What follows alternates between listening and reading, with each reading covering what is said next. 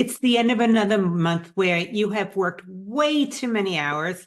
And although your skills are so much better than when they were first starting out, somehow your income just hasn't kept pace as you expected. This is Lauren Fogelman with Business Success Solution.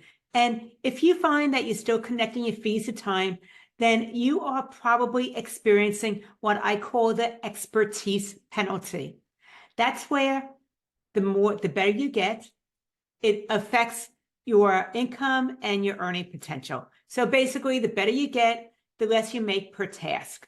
And the problem is connecting your fees to time, something I talk about over and over and over again, because as you become more expert, you also gain efficiency, you're adding technology. So when you work faster, that means that you are going to be earning less because the fact that your hourly rate has probably been stagnant. It hasn't fluctuated that much. And you shouldn't be earning less as your expertise improves because your value is actually going up. It's not decreasing. So an hourly rate punishes you for expertise and also improving efficiency with technology.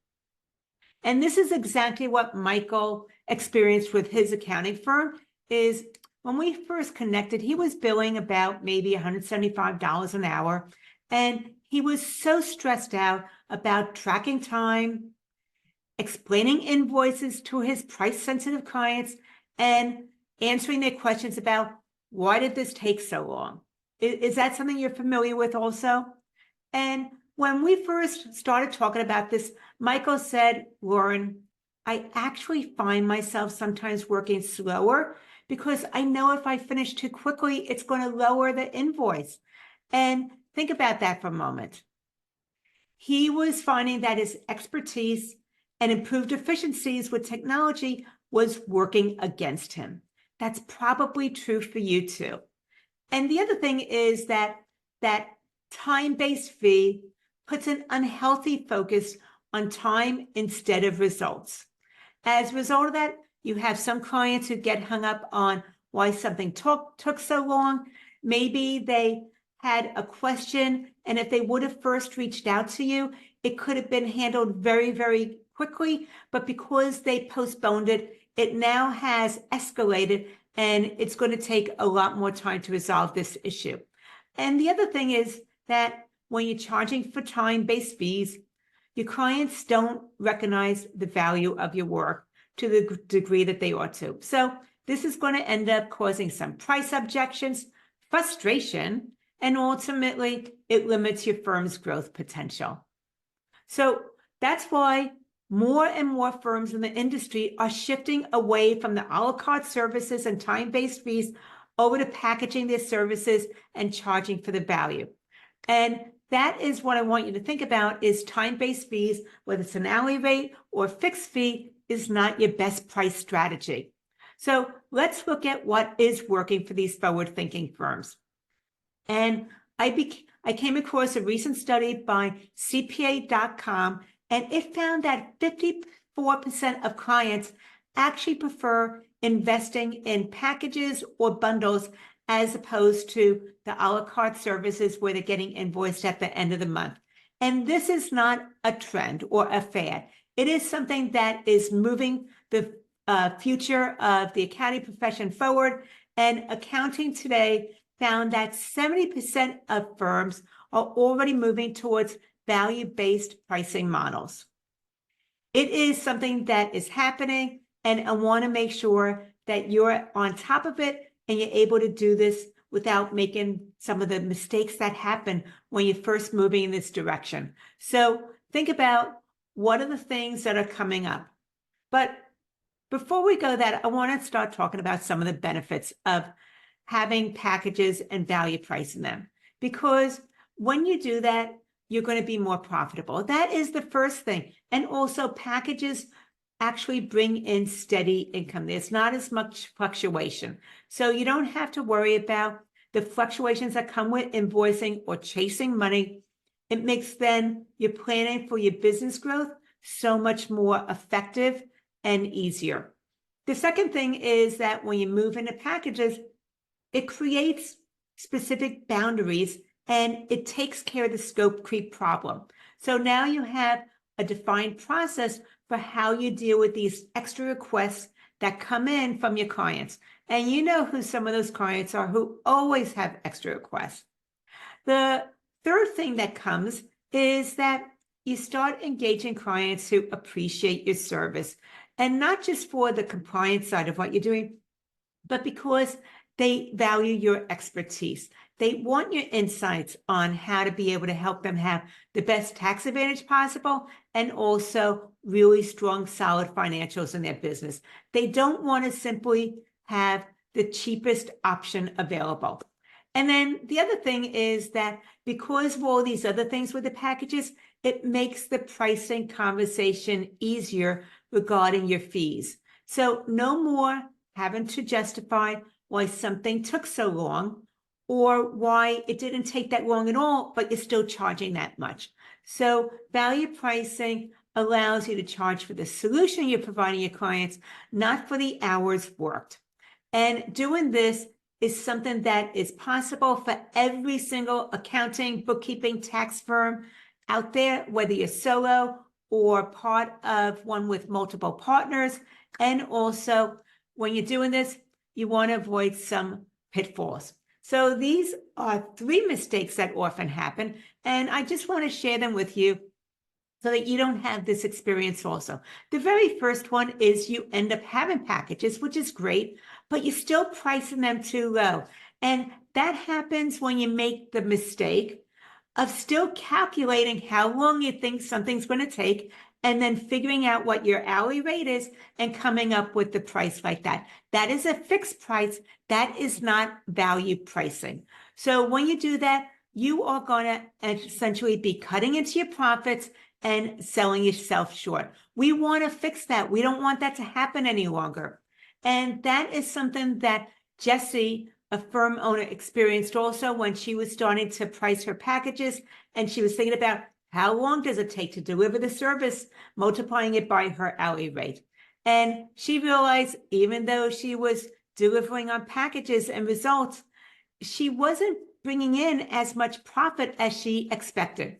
So during one of our first coaching sessions together, we looked at how she was pricing her packages.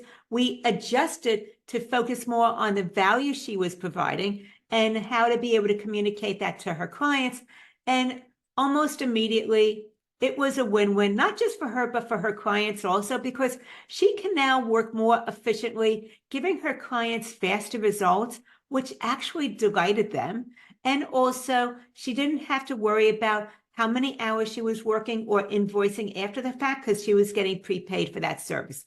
But as a result of moving in that direction and actually getting away from time-based fees over to value pricing for her packages, she was able to double her revenues and also take control of her schedule. So that is something to think about for you too. That is the first thing, is get away from undercharging because you're trying to calculate how long you think something should take. The second thing is you have an unclear scope definition. You haven't clearly outlined what's included and what's not included. So it's a little bit confusing, not just to your clients, but sometimes to you also. And when you don't have those clear boundaries in place, you already know this, you've been experiencing it also, scope creep sets in. You say yes without thinking about the extra request or the additional workload and adjusting for that. So I don't want you to do what Lisa did.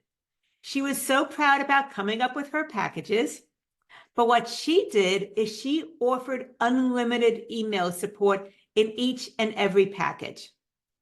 As a result of that, what first seemed like a nice extra for her clients quickly became overwhelming and a nightmare for her because she was getting all of these requests. And you know the clients who email you on a regular basis, sometimes even multiple times a day, well, they took full advantage of this. They were claiming it's part of my package. It's part of what's included. I can email you as often as I want. It was like open season for them.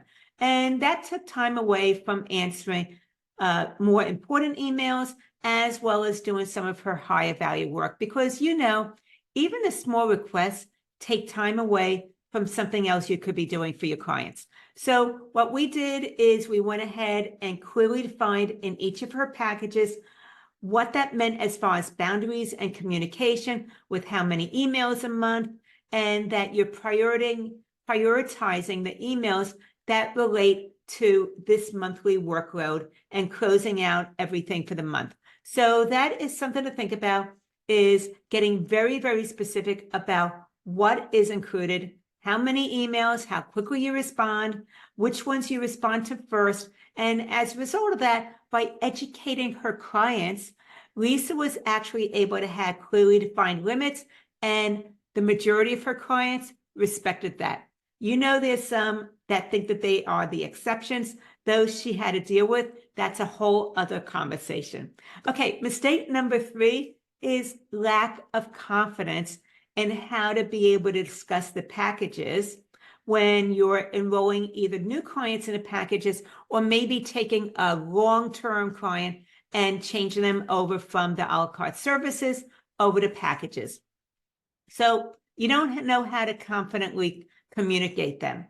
And because of that, you might hesitate. And the other part of it is you don't want to sound salesy whatsoever. So what we want to do is have you come up with the words in order for them to see your expertise, not how much long it's going to take to be able to do the work or the exact things that you're doing. And when you focus on the expertise and how you're going to make things easier and better for your clients, they see you more as that consultant instead of the compliance worker. So Jason, this is the part where he struggled. He had the packages. They were actually priced very well, but he couldn't go into giving the right words in order for people to see the value of moving forward with him in this direction, because he was charging more for certain services than others around him. He wasn't competitively priced any longer. So what we did, and I know that this is uncomfortable, we did some role playing so that he knew exactly how to be able to confidently talk about them, what are some of the things that would show the value, how to be able to effectively deal with objections so they weren't flustering him and he was shutting down the conversation too soon. And as a result of that, he became more confident on knowing what to ask as far as questions, what to highlight as far as benefits that were client-centered, and also how to navigate the objection part of the conversation. So as he did this, his mindset improved. He gained confidence going into these conversations. The role-playing really set the stage for that. And as a result of that, as he was getting more confident, he was enrolling more people, and he just continued to evolve in improving with these pricing and conversations of enrolling people into packages. So what you want to think about is when you're having these initial consultations, you're not just offering a service. You are actually offering a solution to something that is a very real problem for your clients when they're coming to you. And you want to really focus on that, not the task. Don't geek out on the workflow and what you're doing for them. You want to focus on what their pain points are, the challenges that they're very real world experiencing right now, and how you have the expertise as well as the skill set to solve that problem for them. So those are the 3 mistakes I want you to avoid: is pricing too low, unclear scope definition, and also having lack of confidence in your presentation. So as you now know what to avoid, we want to look at what it is you want to do. You want to be able to start looking at some of your services that you provide to most of your clients. Just list them all out. And that starts to become the foundation for your packages. And then you want to think about which are the compliance pieces on this list, the things that just get the work done so they can follow their taxes accurately and in a timely manner. And then you want to think about where do the majority of your clients fit? And that ought to become the middle or the gold package. And then the diamond package is all of the additional things that clients might need. That will include possibly tax strategy as well as tax planning. If you don't do taxes, but you're doing primarily monthly accounting services, then it ought to include maybe outsource CFO level services. And that's the way you want to be able to start thinking about your packages. And the other thing is that if you're meeting with a client and you're talking about enrolling them in the packages, don't just say, oh, we do tax preparation. What you want to say is we offer tax planning and tax strategy year round with quarterly check-ins so that you have the best tax advantage possible. So that is something to think about. And think about how you can go ahead and price it. So when it comes to the pricing part of it, you want to talk about what the investment is moving forward, how most of your clients are able to have a 30 to 40% improvement on their tax situation, or maybe their profit margin grows by a certain percent and the investment is. So once again, you want to focus on the benefits of investing into this package, what it is that they have to gain, and then share what the investment is. That sounds so much better than we charge $150 an hour for tax work. So think about that. And the other thing I want you to do moving forward is to go ahead and list out all your services.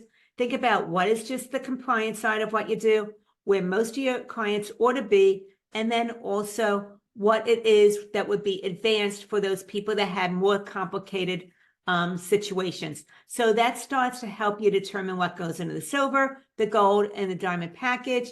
And also that as you're starting to move forward with this and enrolling people into your packages, you're gaining insights so that your packages are evolving on a regular basis. It's not like one and done. This is an evolution as you gain more insights. So once again, I know that moving from a la carte services over to packages might feel difficult, might feel overwhelming. It takes too much time, but I am going to say the benefits outweigh the initial challenges of doing this. You have more predictable revenue. It lets you have higher profitability because the faster you are, the more profitable you become. And also you take back control of your calendar as well as your time. It is well worth the effort. And if you feel like this is something that appeals to you, you don't want to do it on your own. You want to have some help on being able to make sure that you have created packages that reflect your firm's value and are value priced because you don't want to charge by the hour any longer, then reach out to me. Let's have a really focused strategy session on what it is that you want to achieve, how you want to be able to package your services, increase your firm's profitability, and work with higher quality clients. So if that appeals to you, then once again, reach out to me. Go to businesssuccesssolution.com/let's talk to be able to get started with that. Anyway, let me know what you took away from this, what resonated with you, what first action steps you're going to start implementing, and where you need some additional information. I look forward to further conversations. Lauren Fogelman with Business Success Solution, showing accounting firm owners how to double their income working half the time.